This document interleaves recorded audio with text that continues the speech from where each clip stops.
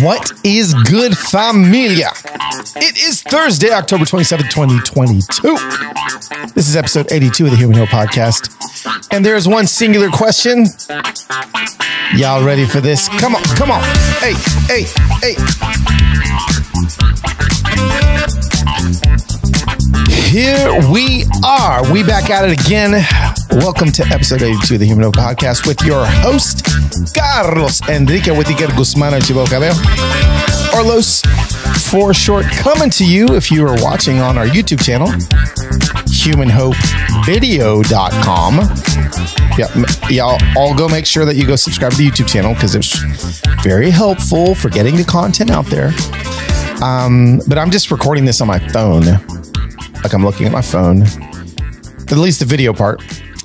This is the iPhone 14 Pro Max though. So let's see what the selfie camera in 4K 24 frames per second looks like. If you're on YouTube, you can tell. All that to say, I'm in a hotel room and you can tell there is right behind me one of those little coffee like Keurig makers. And can I be honest with you? I'm in a hotel, the Embassy Suites here in Knoxville, Tennessee. And whenever I see one of those coffee makers, I think to myself, who in their right mind actually drinks out of those things? Like there is not any version of caffeine that I would ingest into my ecosystem of esophagus meets stomach meets blood flow meets brain meets caffeine helping me. There is nothing that could make me drink coffee out of those things. First of all, they're like just gross. Now look, there's a lot of you that have these things, and so I'm just going to learn you real quickly. Okay, this is not what the podcast is about, but I'm going to make it what the podcast is about.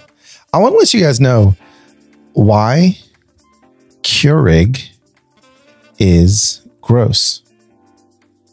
Okay, can I just tell you? Okay, besides the science of the coffee. Okay, now I need to let you know that it's not the coffee itself coming out of that thing that's gross. It's just the fact that it's so hard to clean them that there's this grossness that continues to evolve inside of the Keurig. And I'm gonna give you this is so spur of the moment. This isn't part of the podcast. I mean, it could be because we're gonna be talking about having like major disagreements. And some of you guys right now are like, oh my gosh, Carlos is talking about my Keurig. And you know what? I can't unsubscribe, unfollow, cancel. Carlos is canceled. Carlos Enrique Whittaker Guzman Archibocabeo, he is canceled because he's making fun of my Keurig machine. Listen, I can't afford the fancy grinder. I can't afford all that pour over nonsense. I don't have time for that. I need a Keurig. I need some quick. I need fat. Just stick the little cups in there. And listen, I'm not shaming you. I'm just trying to help you. And we're going to be talking about having disagreements today. Look, I even have notes. These are you can hear the notes. I have notes. Okay, ready? Here you go. 4 reasons why you should avoid Keurig coffee if you're a real coffee lover. I can't believe this is where we're at. How are we here? Literally 5 minutes ago, I did not know this is what we would be talking about on the podcast, but here we are. First of all, K-cups are wasteful, like insanely wasteful, okay? There's lots of environmental issues going on. Listen to this. In 2015, over 10 billion, yes, billion K-cups were produced in the United States. Okay, if you place them next to each other in a straight line, they would wrap around the entire Earth 10.5 times. That's a lot of waste.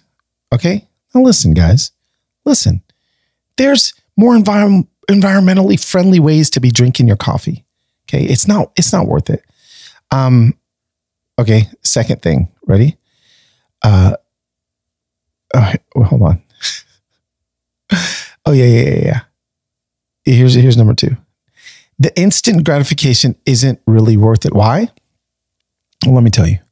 They rid you of the amazing opportunity to create something. You guys know, I think I've talked about this on the podcast. I know I've talked about it in real life, like on, not that the podcast is real life, but like on Instagram, I do a whole bit on why I have my coffee in mugs everywhere I go, because I don't want to take a to-go coffee because I don't get a chance to enjoy it, right?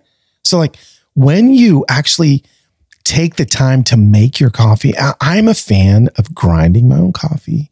I do AeroPress. That's like the version I want. I believe that I get the richest flavor, the strongest flavor out of an AeroPress. But even pour over, if you can't, even if it was like grind your coffee and put it in a Mr. Coffee, little coffee maker, at least you're using paper filters. You're taking a little bit more time. You're brewing an entire cup. Put it in a ceramic mug. Just enjoy it. Like, take your time. Don't let the K-cup rob you of the moment with your coffee in the morning. That's number 2. Okay. Number 3, it is way more expensive than you think it is. Okay.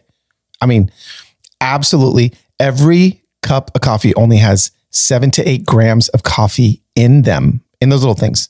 Now, let's ask ourselves, why is it worth noting this? Well, the average American consumes just under 225 milligrams of caffeine per day via coffee, 1 to 2 normal mugs. Since this is 7 to 8, it's only half of the coffee used to make a normal cup. So now what are you going to do? That's not only does it not taste good, not only is it bad for the environment, but it ain't even going to wake you up enough.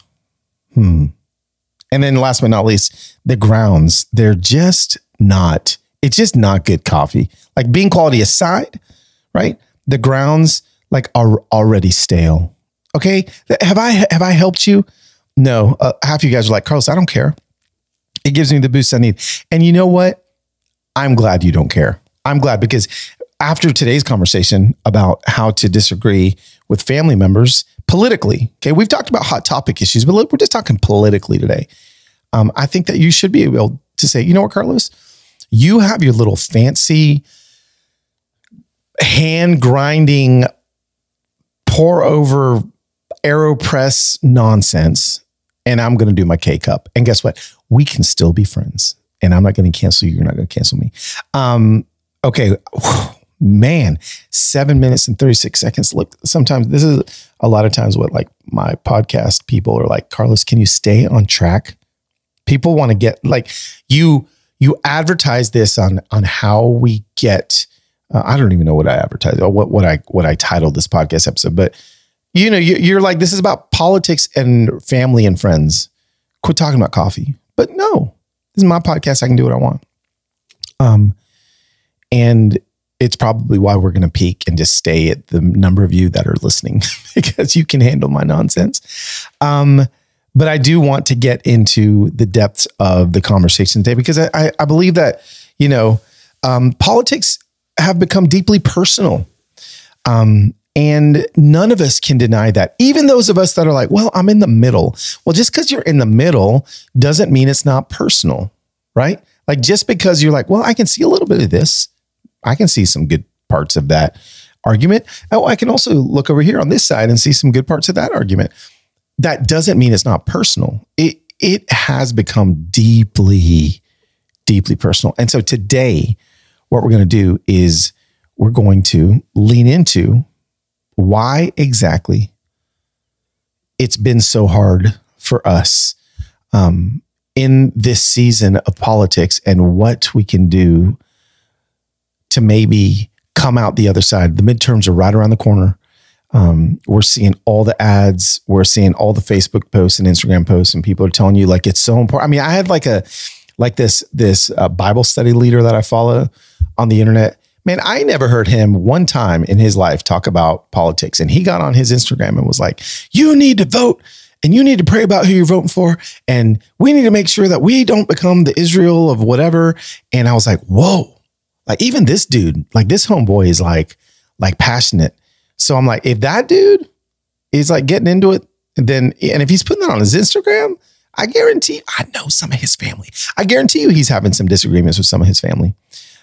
So yeah, I think we need to just lean into what it looks like and how it is that we can have these conversations and maintain the relationships. The goal here, quite simply, is just to maintain the relationship. That's all I want. I want to because if you don't maintain a relationship and you lose a relationship, how in the world are you ever going to do any, have any movement of the person that you vehemently disagree with? How are you ever going to move them anywhere or show them some semblance of your truth if you're not in relationship with them? I mean, what a boring world to just surround yourself with people that just look like you, think like you, vote like you, and talk like you. So I've got some points that I've made. I've got some points that some friends have made that I think are going to be very helpful for the next few minutes. If you guys would just give me your time and attention. You guys ready? I'm ready. So this is what we're going to do. Grab a pen. I think there's going to be some noteworthy things you can be taking. If not, if you're on your run, whatever, I'm glad. Make sure you put one foot in front of the other. Make sure the volume is okay on your headphones. If the air conditioning turns on in this hotel room while I'm speaking, please forgive me. The quality might not be as good, but I do believe that we can maintain relationships during this tumultuous political season. Okay. Let's just go. I think we have to admit something first. We need to all admit, everybody can say this together. Let's just say it together. Ready? I need you all to say it. Politics is personal. Say it. Politics is personal. I think, I even fell underneath the guise that I could convince people that, politics is just, it's something separate from the rest of how I live my life. And, it's okay to, vehemently disagree with somebody. And, but it's just so easy to separate, right? It's of course, that person's opinion isn't who they are. I think there's a lot of things that I fall victim to saying, that quite simply just aren't based in reality. And I'll say that most of this, I think I've been really good the last 3 or 4 years, but it was really 2016 that I was in that season where I was like, no, guys, we can just you can really you should be able to separate your feelings from your vote. Nah, it's personal. It should be personal. Shouldn't we actually care about all of these things? It should be personal because every issue is a person. So if every issue is a person, then it becomes personal. And if you have an opinion on an issue and it's not personal, that means you probably don't have a relationship with a person that is affected by the issue. So you probably need to take take a look at your friendships and start some new ones. Okay, but let's get back to really, I want us to understand and be okay with politics being personal. It should be. I'm so passionate about so many issues that it's very personal to me. It's personal. But all of those issues are persons. That's why we say it all the time. Say it together. We don't stand on, you said it out loud. Congratulations, round of applause. You've got it. You've got it drilled in your head. We don't stand on issues. We walk with, that's right, walk with people. I learned that from my friend Mike. And it's been my guiding light. We don't stand on issues, we walk with people, but that doesn't mean that the issues aren't important. They are. And it's deeply, deeply personal, right? So let's not pretend. Let's not pretend. Let's not just hang out in peaceful, easy feeling land and pretend like these issues don't have deeply personal impacts on our souls. They should. They should. Now, should they completely take over control of every facet of who you are? No. Just because an issue is personal to you doesn't mean that it's supposed to affect everything about you. I mean, and you can tell those people, right? I mean, I see those people on the left and I see them on the right. I got friends that are living in crazy town on both sides of the aisle. And like everything, oh my gosh, like you can't even have a conversation about nothing without them turning it into something political, because it's like the air they breathe. This is the air I breathe. It's called being a liberal. This is the air I breathe. Oh, I'm an elephant conservative.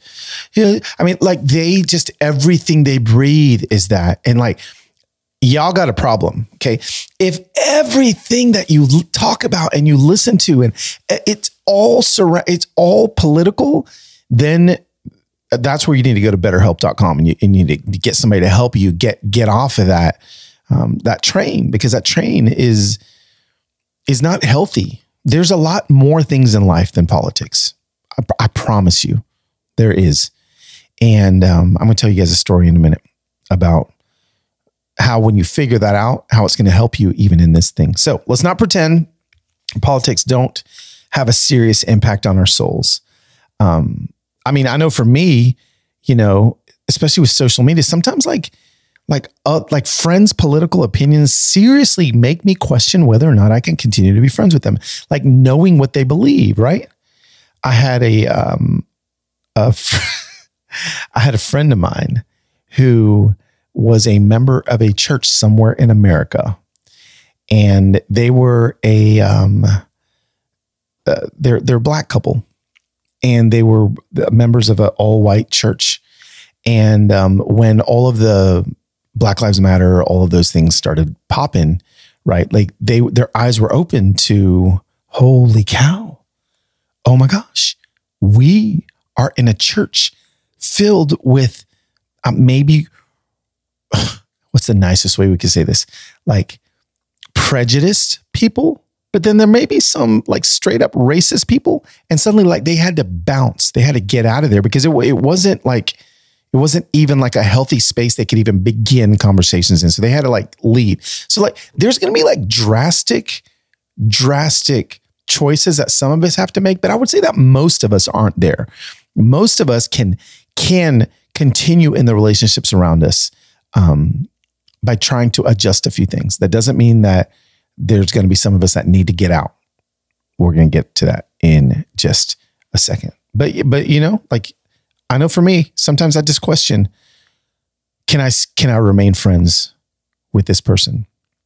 But if you're in the middle of 4,000 people that are thinking the same way and you think another way, I would just go ahead and tell you right now, unless you have been called by God himself to remain there, you need to get out. Okay. That was free. Okay. So let's just go straight to like parents. Okay. Let's get to a lot of us. I have a lot of conversations with people that, you know, have grown up very either, raised by parents that are very liberal, and they have gotten more, the children have gotten more conservative through the years, or they've grown up with parents that are very conservative and the children have grown more liberal through the years. Literally, but like in my own family, I have both. I see this, and it's really hard, especially because as politics have gotten more and more personal, we are more and more wounded because we're seeing like parents, the divide between us and our parents grow. And it's personal because that's mommy and daddy, right? Like I can't fathom. Now I'm lucky. My parents and I see pretty closely, eye to eye politically. But I know some of you aren't in that space, and I need to let you know that I know it's hard. Don't let anybody tell you, oh, you know what? Just hang out with them. It's going to be fine. Just let it blow over. No, like that's not what we need to be doing. But you know, it's hard when you care passionately about the direction that the country's going, but you have parents with opposing views. It's hard. We see our parents, and we've seen our parents the whole time we've been growing up is like measured and wise, and we love them and we respect them. But suddenly that respect is starting to wane a little bit, right? You're just like, oh, And even, as people get older, sometimes they get a little bit more stubborn, and it begins to wane. And there is an actual mourning that happens. And I need to let you know that it's okay to feel that. It's okay to feel that mourning. The first thing that we got to do when relationships begin to fracture because of politics I don't believe it's to rush to salvage the relationship. I believe that's the second thing we need to do. The first thing I think you need to do is to be okay with mourning the passing of what was. I need to let you know that, like, your relationship with anybody, I mean, just take a look at your relationship with anybody you've had a relationship with is going to change throughout the years. And just because your parents are your parents doesn't mean that's going to change. Doesn't mean that they're just going to be the ones that maintain. No. Because you've never been the age you've been. They've never been the age they are. And so this is brand new. Literally every year, it's a brand new relationship with your parents. Just as with your own kids. Okay, this isn't a parenting talk, but I've got 3 kids. All 3 of my kids had different parents. Isn't that weird to say? But it's true. They did. They all had different parents.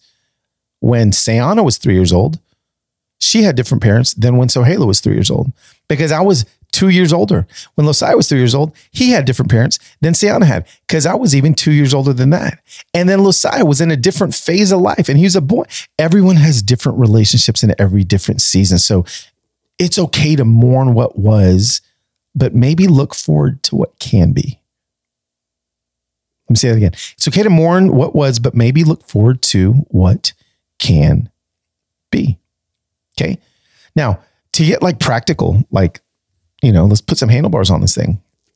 I think when we're faced with like hard conversations, right? Like, say some of you have relationships with your parents, and all they want to do is, talk about, politics, right? So say you're like, let's take both examples. Say you are talking about the weather. You're like, man, it sure is. The summer just lasted a little bit longer this year than normal. And you're just making a comment about summer. And suddenly your parents are like, oh, you must be listening to Bernie Sanders again. Oh my gosh, like, you can't. And you're like, no, I was just talking about summer. Like, they take everything and they spin it to be political. And you're just like, can we talk about the weather without it being about Bernie Sanders? Right? Or like, if you're like, man, like the gas prices, whew, like they're a mess. Oh, you think those are that's Biden's fault? Is that what you think? So wait, no, can I be mad about the gas without blaming anybody? Right? So when our parents get to that stage, and I believe a lot of parents, I know that a lot of your parents are there. We have to, number one, get to the root. Because the reason why they feel that way is there is a reason why. And so we have to be good listeners. We have to be good listeners. If you want to salvage the relationship with your parents or with anyone, but we're talking about parents right now, that you're in a relationship with, and they're always talking about politics, and you're like, I can't deal with it anymore. What I would say to you is to actually have like one very intense, you don't have to have more than one very intentional conversation where you get to be the listener. You get to be a good listener, and you get to find out, what is this really about? Because every candidate out there, right, they're peddling to people, and people go to them for different reasons. Everybody has a different worldview. Everyone's everyone's life is different and is looking things from different points of view. And to get to that answer of like, what's this really about?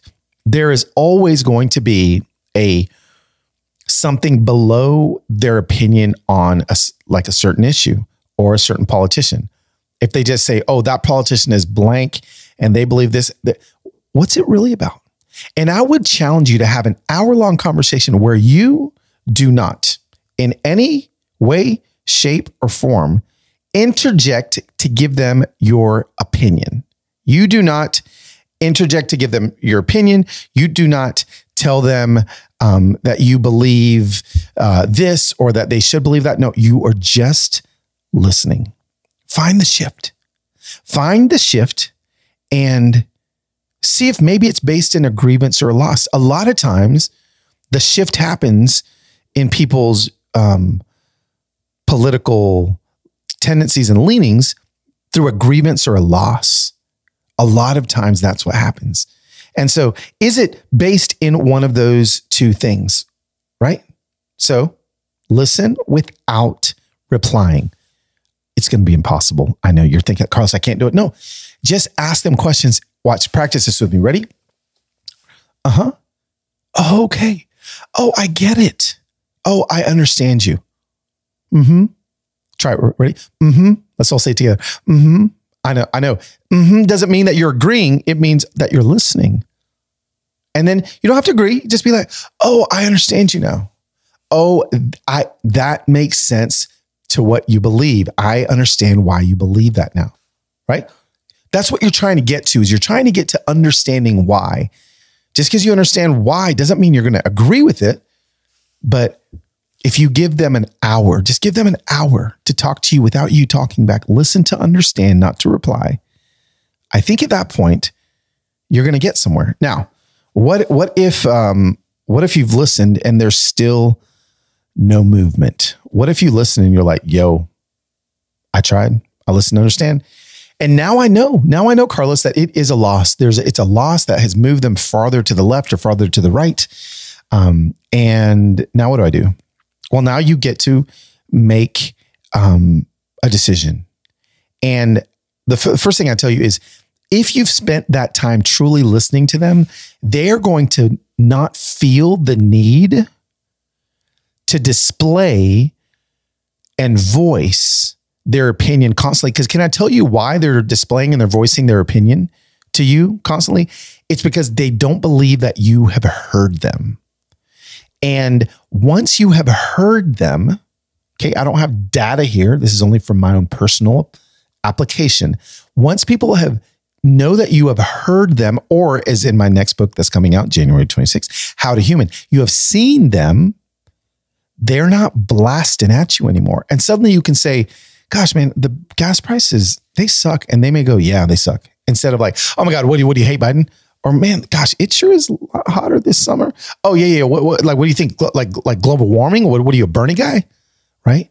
No, they're just trying to get you to hear them. But once you hear them on purpose, a lot of times that's going to just dissipate and lower the level of extremism in how they respond to you. But what if they don't? What if they continue? What if they're just like constantly, you're just like, oh my gosh, can we not talk about, I mean, I have a friend that everything, it just turns political. Well, at that point, you have to make a decision. And I believe at that point, it's okay to shut it down. Say, shut it down. Say it again, shut it down. Yeah, shut it down. Shut it down. You know, as well as I do, that there is no amount of conversation you have or arguments you have with your parents or your loved ones about politics that is going to change their minds. That's not really going to happen. Now, some of you guys may be like, no, someone had a conversation with me, it changed my mind. Yeah, okay, but most of the time, they're thinking about the next thing that they want to say. And you're thinking about the next thing that you want to say.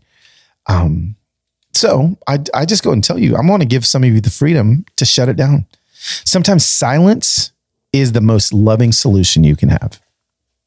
Sometimes it's okay to just stop being in a relationship, maybe for the season. Maybe for this season, you're like, you know what? I'll talk to you again in 3 weeks because none of this is very helpful. And just let it go. Is that avoiding? Sure. But sometimes we have to do that for our own mental health. Sometimes we have to do that to save the relationship. Now, are some relationships just not even going to be able to be saved with that? Absolutely. But I'll tell you, sometimes silence is the most loving solution. And then what I would say to do is take a look, and I'm still using parents as an example, but this can really go to anybody. Take a look at some of the common values that you've shared. And if you say there's none, you need to do some homework because there are some, okay? There are common values that you share. If somebody was in a burning down building next to both you and your parents or whoever your loved one is, hopefully you would both have a common value that you need to sprint towards that building and rescue the person. There's a common value. You can find common values. So move towards them, right? Connect over shared values, because I promise you, there are still some. There are, but there may not be near as many as there used to be. And it's okay to mourn those. It is. I mean, is it possible? Like, is it actually possible to coexist with people that you see what they post online? And do we have to pretend? Like, is that the ticket? Are you like, okay, Carlos, I'm going to pretend.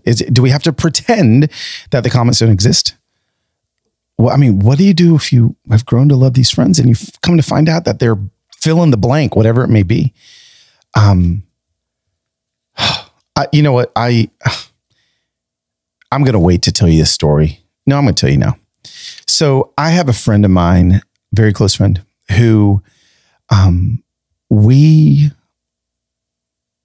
were really different. And he's one of my closest friends when it comes to politics. And I noticed that actually this I go into really deep detail in my next book on this story, but I'm going to give you just the cliff notes. I'd noticed that he had like stopped following me on all the social media things. And I remember initially being like offended, but then my wife being like, well, why would he follow you? Because you're talking about all the stuff that he doesn't agree with. And I was like, oh yeah, maybe that's true. But then like, I remember Heather's like, hey, they're coming over for dinner. And I hadn't talked to him in like 3 months. And I was like, oh man, I really don't want this to happen. It's going to be awkward. And when he walked in, and we kind of gave each other that superficial hug, and then we started talking about dumb stuff. But before I knew it, I just looked at him and I was like, hey man, like, I miss you. And I put into practice these 3 steps that my friend Kristen Ivy has taught me, that I think, especially when it comes to this kind of stuff, relationships with friends, people that aren't like blood,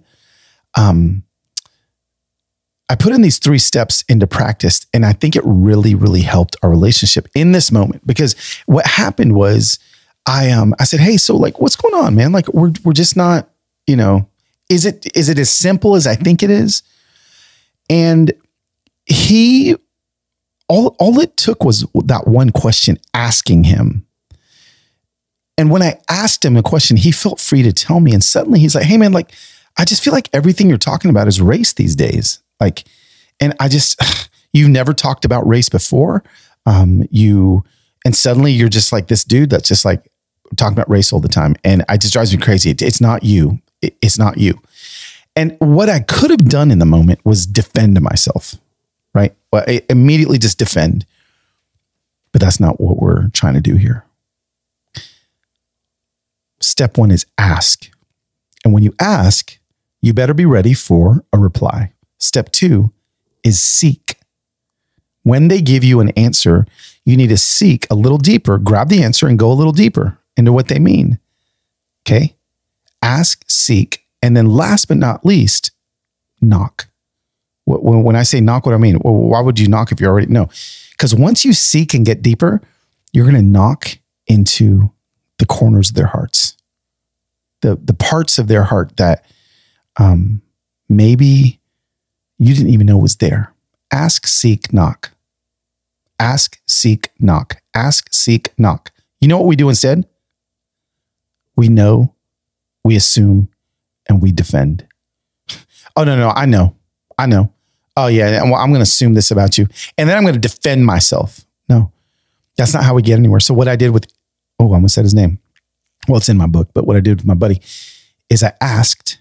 And then once he said that, I could have been like, bro, what you mean? Like, let me tell you why all I talk about is race, because as a black man in America in 2020. But instead, I seeked. And I said, what do you mean when you say that's not me? It's like I just went farther. And he goes, well, like you've never talked about, you've never talked about this to me before. And suddenly this is all you talk about. And you know what? When he said that, I realized, guess what? He was right. As his friend, I had done a disservice to our relationship by never talking about the pain that I felt as a black man in America and things that I had to deal with as a black man in America. So suddenly this was all new to him, and he was right. This wasn't me. This wasn't the me that he knew. But what I had to do was gently lead him into the me, which was knocking on his heart. So instead of defending myself, I knocked and I said, hey, can I tell you a couple stories? Can I tell you what I've had to deal with as a black man in the South? Can I give you something? And as I begin to share with him very lovingly, his head began to turn, his eyes began to get bigger, his eyes began to well up, and he began to realize that it's not that it's not me. It's just that I've never shared this. So you know what I actually did? I apologized. Me, the black man in 2020, apologized to my white friend that didn't think that I needed to be talking about this. You may be thinking to yourself, Carlos, this is the stupidest thing I've ever heard. Look at you. You are just apologizing for no reason. No, I was asking, I was seeking, I was knocking in order to save a relationship. And guess what? There were tears and hugs had. And I'm closer to him than I have been in a long time. Do we still disagree? Does he still say things that drive me crazy? Absolutely. Do I still say things that drive him crazy? Absolutely. But we're there for each other because it's possible. Ask, seek, knock. Don't know, assume, and defend. Okay, man, I feel like I feel like that could be like the ticket. Like if you guys just leave with that, with ask, seek, and knock, as opposed to, what are the words again? Know, assume, and defend. Like that right there could allow you to not let somebody's small view of humanity get in the way of your large view of humanity, right? Maybe that could be it. Elevate your human over your opinion. Remember, it's not about convincing someone else to see your truth. It's not. It's about you, having a good relationship with you. You got to have a good relationship with you before you can have a good relationship with somebody else. If you don't have a good relationship and a healthy relationship with you, I promise you, you're never going to be able to have a healthy relationship with somebody else that you love, but vehemently disagree with. So you got to work on that yourself. Make sure that you're in therapy to fix that. Okay. But just remember that we're only catching a glimpse, especially online. You're only catching a glimpse, a sliver of people's thoughts. But by the time, I would say that the people on Facebook, my friends from high school on Facebook, that most of the people in my high school on Facebook pretty much disagree with everything I say. They let me know. But when they have time to get on their phones with their thumbs and type, that's only like a sliver of who they are.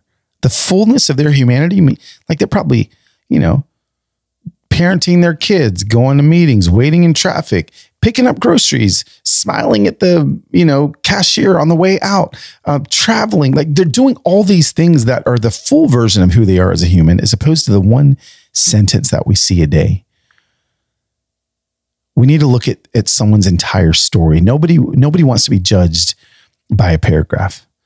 And a lot of times we're just looking at a paragraph of somebody's life and making a judgment about them, as opposed to looking at their entire story, at the entire book of who they are. And I just want to challenge all of you to do this, to ask, to seek, and to knock, to ask, to seek, and to knock, and know that it's okay if you need to place boundaries for a season. And some of you maybe forever, but I would say most of you, it would only be for a season. And even more of you maybe don't even need to take a break. Like you can do this. You can step into this. You can do it, guys. I believe you actually can. All right. So let's have a little just recap here. Okay. Politics is personal. We said it together. Let's not pretend that they don't impact our well-being. But it's hard. It's hard out in these streets when you got parents and family members that vehemently disagree with you. So what do? We got to find out what it's really about. So we got to listen to understand. Got to be a good listener. Have that hour-long conversation where you don't reply. You just reply with, oh yeah, oh, I understand now, right? I get it. Yeah, because you can understand without agreeing. Okay. Now, remember, after that, they're going to feel seen. But what if it's still bad? Well, then shut it down. Shut it down. Sometimes the most loving reply and response we can have is silence. So in that, continue to connect over shared values because there are still shared values. I promise you, I don't care what you say, there really are. But you can mourn the loss of what used to be. And then, y'all, let's say it over and over again. We're going to say it to the beat of Dr. Delight. Ask, seek, knock. Ask, seek, knock. Ask, seek, knock. Don't know, assume, and defend. Don't know, assume, and defend. No, we're going to ask, seek, knock. Come on. We're going to ask, seek, knock. Yeah, we're going to ask, seek, knock. That's what we're going to do. Hang on. Little breakdown here. Little breakdown. Okay, listen. I love you guys. See you next week. And don't forget, subscribing really helps. So whatever app you're listening to right now, if you could please hit follow or subscribe, it really helps get the podcast out in front of listeners that maybe would have never heard it before. God, listen, go with Guzman and Chiboka saying I will see you next week on another episode of the Human Hope Podcast.